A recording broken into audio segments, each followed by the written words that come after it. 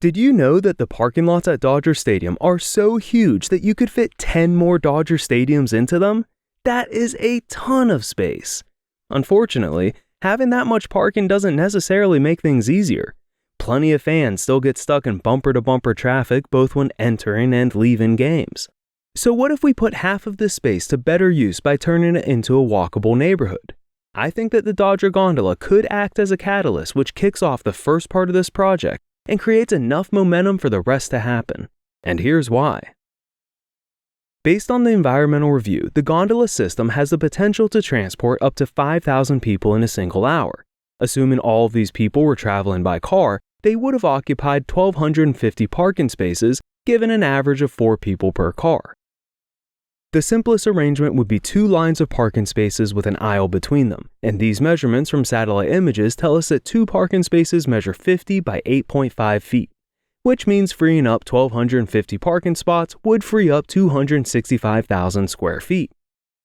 Since we already know developers want to put housing up here, let's explore what that might look like.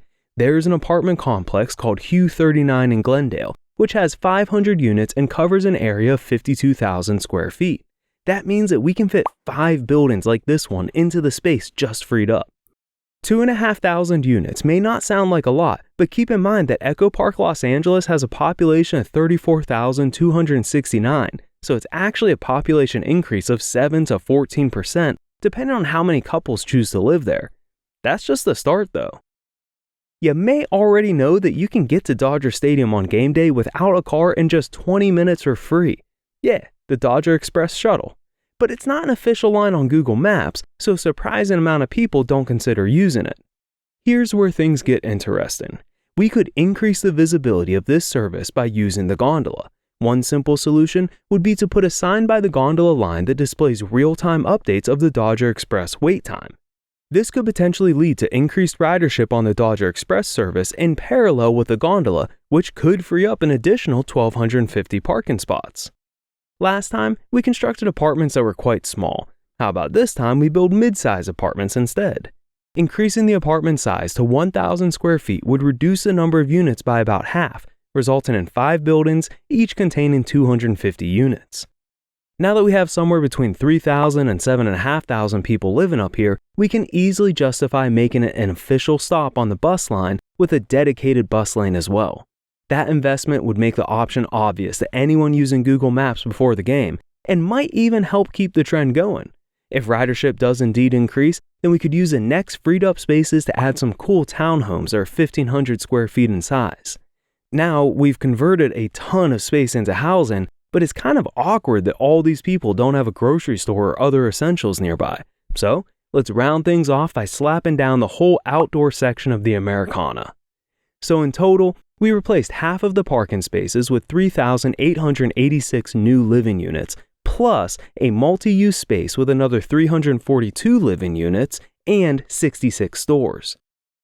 All units are a short gondola or bus ride away from Union Station, which they can use to access the whole city car-free. Why would the owner of the parking lot be okay with doing this?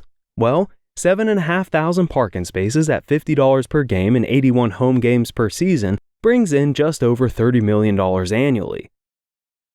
Echo Park's median rent is $1,750 per month, which brings in $83 million annually from these apartments. And don't forget about the leases from the stores. Although I don't like this rich jerk getting richer, the development offers a more sustainable way to watch the Dodgers win and more housing without requiring people to own a car. The gondola project is getting closer to the finish line, but the Metro Board of Directors still has to give the project their final approval. They might announce their decision in the upcoming board meeting on January 25th. Now's your chance to make your voice heard. Do you have any thoughts or concerns about the project? Well, send your feedback and suggestions to the project email address. And don't forget to keep an eye on the Metro website so that you know when the comment period for the January 25th meeting will open up. Or just hit subscribe, because I'm sure I'll make a post about it.